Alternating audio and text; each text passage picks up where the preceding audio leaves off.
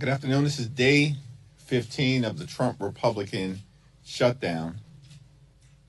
And House Republicans remain on vacation, having canceled votes for 3 consecutive weeks. House Democrats are here, on duty, ready, willing, and able to do what's necessary to reach a bipartisan agreement that actually meets the needs of the American people, reopen the government, and address the Republican healthcare crisis that is crushing people all across the country. House Democrats have repeatedly made clear, as have Senate Democrats, that we will not support a partisan Republican spending bill that continues to gut the health care of the American people. We are here to address the serious needs of everyday Americans that have repeatedly been undermined throughout this year by Donald Trump and compliant Republicans in the House and the Senate. The Republican healthcare crisis is very real. The largest cut to Medicaid in American history. Hospitals, nursing homes, and community-based health centers are closing all across the country as a result of what Republicans have done in their one big ugly bill. The fact that Republicans continue to refuse to extend the Affordable Care Act tax credits means that tens of millions of Americans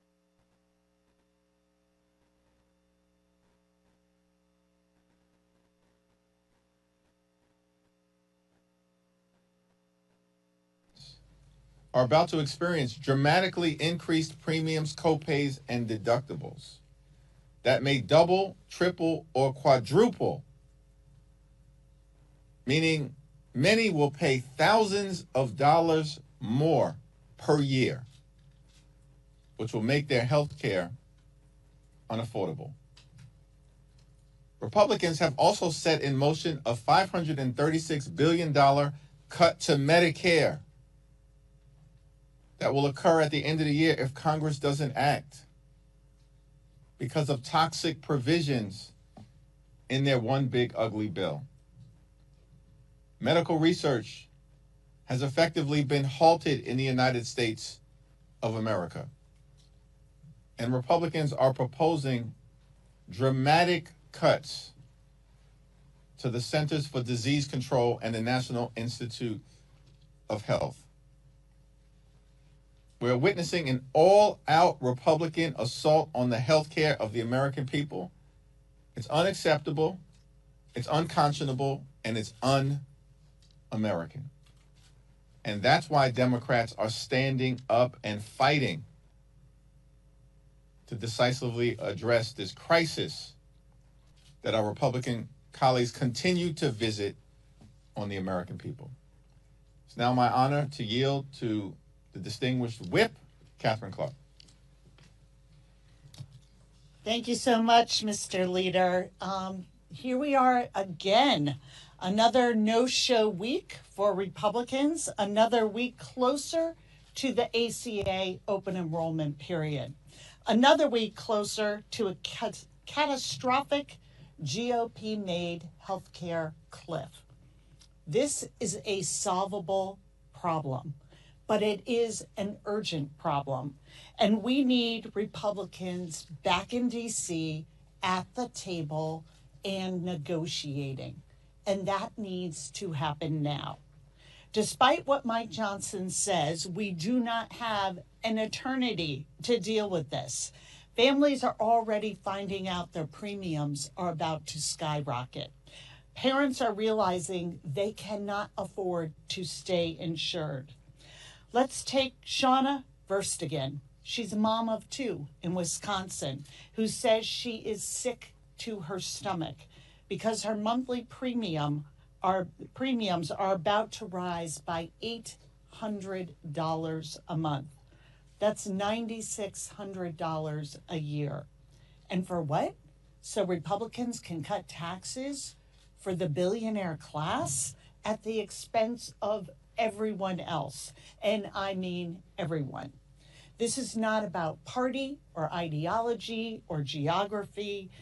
Let's ask Alan Reynolds, a proud Florida Republican. His wife has been notified that her premiums are going up $700 a month. Alan said, I voted for Trump. I did not expect this. We are hearing stories like this every single day. Yesterday, Mike Johnson said he didn't have a strategy. Come on, Mike, don't sell yourself short. You do have a strategy. It's the same strategy the Republicans have always had. Repeal the Affordable Care Act, take from working families, raise their costs, defund their health care, and give that money, all that money, to the very, very wealthiest Americans. It is a losing strategy. It is an unpopular strategy. So, Mr. Speaker, for the sake of your own constituents and mine, why don't you try a new strategy? Come back to work, take a seat at the table, and let's stop this healthcare crisis you created before it's too late. And now it is my pleasure to yield to the outstanding chairman of our caucus, the gentleman from California, Pete Aguilar. Thank you, Whip Clark, and thank you, Leader Jeffries. As you know, as the whip just laid out, the Republican-controlled House has not voted since September 19th, nearly 1 month ago. And in that time, House Republicans have continued to be on vacation. They haven't been holding town halls, they haven't been finding out ways to reopen government, and they haven't been working to save Americans' health care. Republican Representative Kevin Kiley from California even called the Speaker's decision to adjourn the House embarrassing and the wrong decision. What have Trump and Republicans been doing for the last few weeks? Refusing to work with Democrats, digging in deeper into their anti-healthcare position, threatening federal workers, and even offering a bailout to Argentina to the tune of $40 billion in taxpayer money. Yesterday, the Speaker admitted that he didn't have a strategy, and when it came to his position, just that he would not negotiate. Well, Democrats have a strategy. Work with us in a bipartisan way to fund government that keeps health care, lowers the cost of health care, and ensures Americans keep their coverage. If Republicans fail to come to the table, health care for constituents in red districts and in purple districts and in blue districts will continue to spike. Republicans are acting as if their own constituents won't be hurt by their decisions and the recklessness that they've created. But the truth is, thanks to the big ugly law and the looming expiration of the ACA tax credits, everyone is going to see their health care costs increase. In some states, Americans are already seeing the premium sticker shock when shopping for their health care plans for 2026. Soon, this will be rattling households all across the country. Enough is enough. It's time for Republicans to get serious, to work with us, to save health care. The country and their constituents are watching. Leader Jeffries. Thank you, Catherine. Thank you, Pete. Questions? Leader Jeffries. Yeah. Thank you, first of all, for coming on Fox News. We really appreciate it. We hope it's the first of many more interviews to come. Second, just on the question that I asked you outside, this video, I don't know if you've seen so far, but there's this video circulating that shows a group of Democratic lawmakers go to the Speaker's office, mess with the signs in his foyer, and then one of the lawmakers can be seen yelling at one of the Capitol Police officers. I'm just wondering if you agree with that kind of fight. I know that Democrats are trying to fight, but also how would it feel if Republicans did that at your office? I haven't seen the video, so I'm unfamiliar with the characterization that you are presenting. Congresswoman Nanette Barragan has issued a statement on the incident, and I think her statement speaks for itself. But what do you think about it? Same answer. Have you spoken to the Congresswoman about the incident or U.S. Capitol Police? Briefly. Thanks. Do you think any action should be taken on that if you speak with Capitol Police? Congresswoman Barragan has issued a statement as it relates to the matter. I look forward to a subsequent conversation with her as well as the Capitol Police. I have nothing to say about the situation that I haven't seen unfold on video at this moment. I have it on video if you'd like to see, because I think other reporters are going to. Thanks a lot. Thank you, Leader Jeffrey. Given the recent court-issued restraining order against Representative Corey Mills, I just wanted to get your message, get any message from House Democratic leadership about kind of what does it say that your Republican colleagues have kind of remained silent or kind of dismissed the allegations that have come out against one of their members? Just what are your general thoughts about the situation? I want to yield to Catherine Clark on this issue, but this is Domestic Violence Awareness Month. Domestic violence is a serious issue in this country for women all throughout America. And the notion that House Republican leaders would dismiss the seriousness of what is clearly emerging as an untenable and frightening situation relative to Representative Mills is irresponsible. And the Congress should be better than that level of dismissiveness that has been on display amongst my Republican colleagues. Thank you. The allegations against Representative Mills are disturbing, but as the leader said, it is the response from Speaker Johnson that is not the first time of dismissing allegations, a restraining order that's been put in place as somehow not a serious question. And it is the same way he has approached this entire healthcare issue. And it is a crisis that will be felt by every single hardworking American in this country, but it is going to be felt first and hardest by women in this country.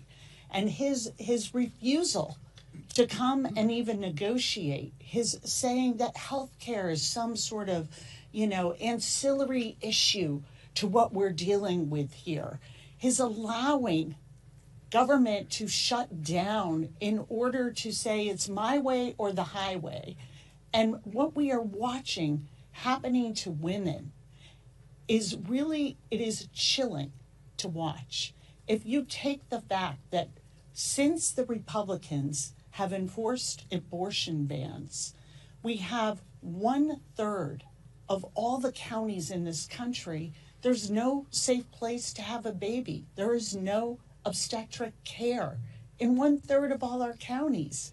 And in some states like Georgia, that's more like 50% of their counties. We are saying to women that all the gains that they were able to make when they can have health insurance and not worry about being a human pre-existing condition that denied care in the past to many women, that you are now able to afford and find health care. And we're saying, not for you, not for you, not for your family. And when, about 40% of all births, and that's far higher in Mike Johnson's district, are covered by Medicaid. It's almost 65% of the births in Louisiana. And we're saying that, those cuts to Medicaid, this will just somehow trickle down from the billionaires and provide health care, reopen maternity wards across this country. We hear the dismissal. The American people hear the arrogance and the dismissal that is in all of this messaging. And the American people are making note that if you do not have 9 zeros behind your account number in your savings or checking account, you don't count. And that message to American women, and just writing off these serious allegations against a sitting member of Congress as something frivolous and a ridiculous question, speaks volumes of where they value their constituents, and especially women, in this month, as the leader pointed out, that it's Domestic Violence Awareness Month.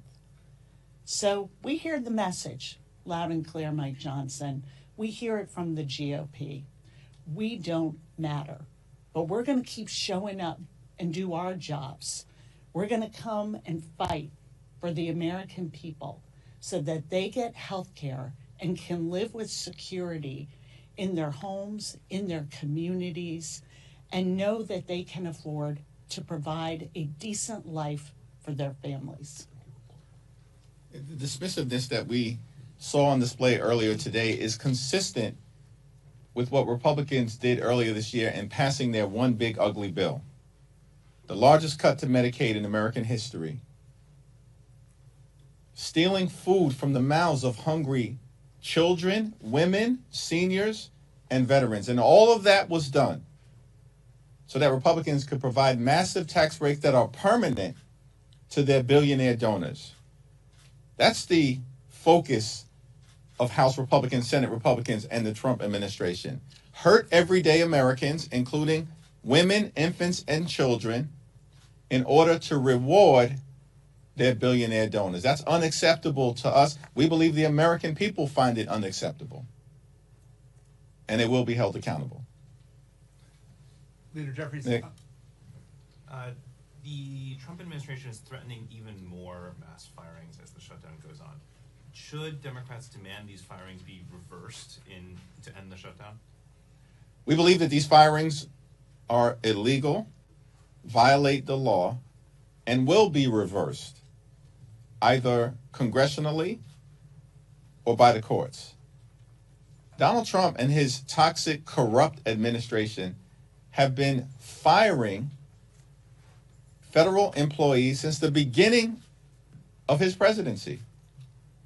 And to the extent that they're pretending as if the shutdown has anything to do with the continuation of that effort is a laughable proposition. It's disturbing that they're using hardworking federal civil servants as political pawns to continue their toxic approach to undermining the ability of the federal government to deliver services effectively and efficiently to the American people. It appears that Donald Trump and the administration thought that they were going to somehow bully, threaten, and intimidate Democrats into backing down from our position that we need to decisively address the Republican healthcare crisis. The Republican efforts to intimidate the American people have failed. And that's why we maintain the position that the only way forward is for Republicans to finally decide to sit down with Democrats, negotiate a bipartisan path forward, reopen the government, pay our hardworking federal employees, and address the healthcare crisis that Republicans have created that is actually devastating hardworking American taxpayers all across the country, including in rural America. That's an unacceptable situation that the country finds itself in right now, which is why we believe we're standing on the right side of the American people. Thank you. The Affordable Care Act is about 15 years old, and we keep seeing it come up here in Congress, in campaigns. Why do you think this is such a divisive issue among Democrats and Republicans after all this time? It's not a divisive issue for Democrats. It's not a divisive issue for independents. And it certainly isn't a divisive issue for the American people. The overwhelming majority of the American people, more than 70%, strongly support the Affordable Care Act and the continuation of the Affordable Care Act tax credits because they understand the importance as it relates to making sure that every single person in this country, every single hardworking American taxpayer can see a doctor when they need one, or when their children or their family needs to go see a doctor and get the health care that they need. Republicans are the ones who have been continuously obsessed. They really need an intervention as it relates to their obsession connected to the Affordable Care Act. Republicans have now tried to repeal the Affordable Care Act more than 70 times over the last 15 years. They failed every single time. And yet they continue to try to rip health care away from the American people, including their own constituents. The top 5 states that benefit from their residents getting health care as a result of the Affordable Care Act tax credits are all states won by Donald Trump. They include West Virginia, Wyoming, Alaska, Tennessee, and Mississippi. 45% of the people who are on the Affordable Care Act right now are Republicans. 35% Democrats and 20% independents. The Affordable Care Act should not be a partisan issue. It's an American issue. Healthcare is an American issue. Protecting hospitals, nursing homes, and community-based health centers, that's an American issue. Standing up for Medicare and Medicaid, as Democrats are doing, that's an American issue. And it's perplexing to us that Republicans refuse to spend a dime to protect the health care of the American people. But somehow the Trump administration found $40 billion to bail out a right-wing wannabe dictator in Argentina in ways that are also going to continue to hurt our soybean farmers in Iowa and in the Midwest. That's outrageous. This is corruption in real time. It's having serious consequences on the American people. Pete? Good. All right. Questions? Okay. Leader Jeffries, will you attend a No Kings rally on Saturday? And what do you think of Speaker Johnson and other Republicans calling these Hate America rallies? I mean, it's extraordinary to me, and I want to defer to Pete and Catherine on this, but, you know, House Republicans are flailing. These people have been on vacation for 3 consecutive weeks. In fact, going back to the end of July, because of decisions made by House Republican leadership, the Congress has only worked for about 15 days. That's extraordinary. And then Republicans and Donald Trump shut the government down, and they're forcing hardworking federal civil servants to work without pay or to be furloughed. Like, Republicans are not serious about solving problems for the American people. They're creating problems. And so the effort to mischaracterize the rallies that are going to take place all across the country is part of the continued right-wing disinformation machine that is failing to persuade the American people as to what this shutdown is all about. And as a result, Republicans are falling apart. I'll be at a rally. I'll be holding an American flag in my hand as well. It seems that Speaker Johnson and House Republicans only believe that free speech matters if you agree with their speech. So my message to the American public is that's what Speaker Johnson feels. If you don't agree with him, you're un-American. So join us. We'll see you out there. And in California, we're going to continue to remind people about the importance of Proposition 50. I wouldn't ever politic from this lectern, but Californians understand what's at stake, and they understand an ability to push back against Donald Trump is on their ballot. And more importantly, these ballots are on their kitchen table. And so the importance of these rallies are, do you believe in pushing back? Do you believe in standing with us as we fight for health care? And do you believe that we should safeguard next year's election before Donald Trump tries to rig the election? Then you're a yes on 50. And so my message will be clear, but I'll be the one wearing red, white, and blue as well.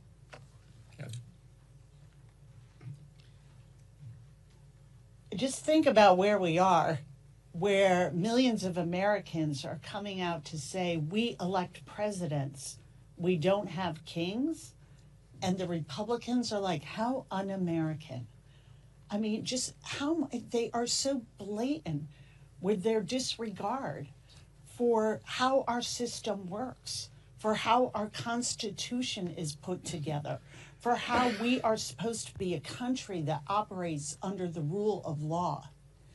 And layer on top of that that they are saying to the American people, if you are not extremely wealthy, you don't count. You don't count. And when you're saying to those same farmers who are coming to my office, and I don't exactly represent a large agricultural community in suburban Boston, but they're coming to my office because they are hurting and they are desperate to get the attention of members of Congress, because it's not only the soybean market that they are losing to Argentina and Brazil because of this administration's tariff policies, they're losing their health insurance. Half of all family farms rely on the ACA, and this $40 billion could go a long way towards that tax credit that they've decided to take away. Their priorities are completely upside down. Why would they possibly double down on what they're sending to Argentina, take away health care from millions of Americans, and increase premiums for every American, and say that people coming together to peacefully protest is un-American? It's no wonder they're not showing up to their jobs. They've forgotten what they're even supposed to be doing here, and representing the people, not a president. Thank you, Leader Jeffries. Speaker Johnson said this morning that while there are no talks on the leadership level, there are talks among appropriators, bipartisan, bicameral. Can you give us an update on those talks? And is there any scenario where, if this thing keeps dragging on for weeks and weeks and weeks, that the Appropriations Committee could actually, there would be no need for a stopgap because you could start passing individual appropriations bills, including addressing some of the issues that you're demanding? There are informal conversations that are taking place in the Senate relative to a potential bipartisan path forward, but those conversations have not extended to the House as it relates to the appropriators. Rosa DeLauro made clear earlier today that she's had no outreach from the chairman of the Appropriations Committee, Tom Cole, and there hasn't been any indication of a Republican willingness to actually sit down and work out a bipartisan agreement that makes life better for the American people, that reopens the government, and that addresses the Republican health care crisis. That's challenging. This is day 15 of the government shutdown. And what we've gotten from Republicans is Donald Trump has spent more time on the golf course than he spent talking to Democrats about reopening the government. Mike Johnson and House Republicans have been on vacation for 3 weeks with no indication that they intend to come back, notwithstanding the fact they shut the government down, are hurting everyday Americans, and refuse to address the healthcare crisis that they've created. Yet somehow they found $40 billion to bail out Argentina in order to benefit and enhance the lifestyles of the rich and shameless, those financiers who are connected to this corrupt Argentinian deal. But they can't find a dime to extend the Affordable Care Act tax credits, whose expiration is going to impact tens of millions of Americans. They can't find a dime. They can't be bothered to even sit down and have a conversation. In real time, the Republicans are showing the American people what they're all about. Cruelty is the point. And they only care about the wealthy, the well-off, and the well-connected. This is the Trump friends and family plan that's hurting the American people and has been since day one. It's the only thing they care about. They promised that costs would go down on day one. Costs haven't gone down here in America. Costs are going up. Inflation is going up. The Trump tariffs are causing thousands of dollars in additional expense for everyday Americans all across the country. Housing costs going up. Grocery costs going up. Electricity bills through the roof. And now people all across America, including in so many different rural communities, are about to experience dramatically increased healthcare costs that's unsustainable for them and for their families, and Republicans could care less. Thank you all. All right, can I just follow up real quick? Are you being appraised at all on the informal Senate talks that you Yes. just referenced? Yes. Are you making progress? Yes. Thank you. Are you going to the rally?